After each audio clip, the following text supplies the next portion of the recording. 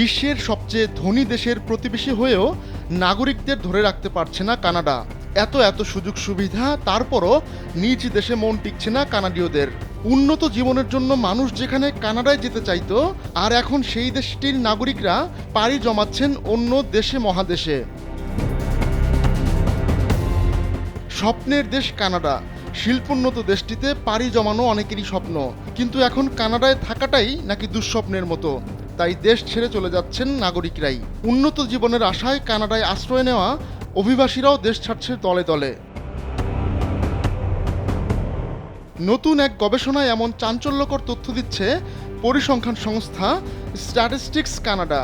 দেশটিতে অভিবাসী হয়ে আসা ব্যক্তিদের 15%-এরও বেশি 20 বছরের মধ্যেই কানাডা ছেড়ে গেছে। 1 মিনিটে নগদ ইসলামিক অ্যাকাউন্ট খুলতে ডায়াল করুন *167#।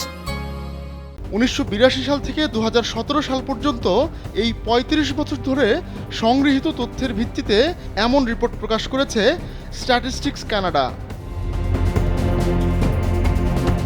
এখন প্রশ্ন হচ্ছে, সুনির্দিষ্ট করে কারা এবং কেনই বা তারা দেশ ছাড়ছেন।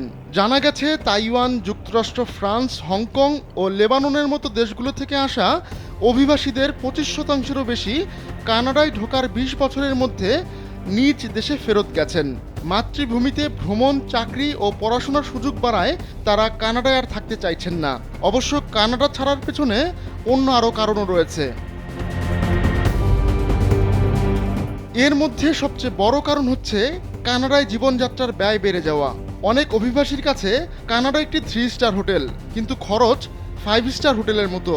এছাড়া শ্রমবাজারে একীভূত হতে না পারা, নিজ দেশে স্বজনের মৃত্যু, প্রতিকূল আবহাওয়া, ভাষা ও সংস্কৃতির সঙ্গে খাপ খাওয়াতে না পারার মতো বিষয়গুলোর কারণে উত্তর আমেরিকার এই দেশ ছাড়ছে অনেকে।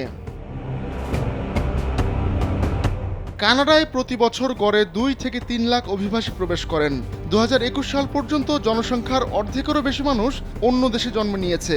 তবে 2022 সালে কানাডায় রেকর্ড পরিমাণ মানুষ প্রবেশ করে, যা 1957 সালের পর সর্বোচ্চ।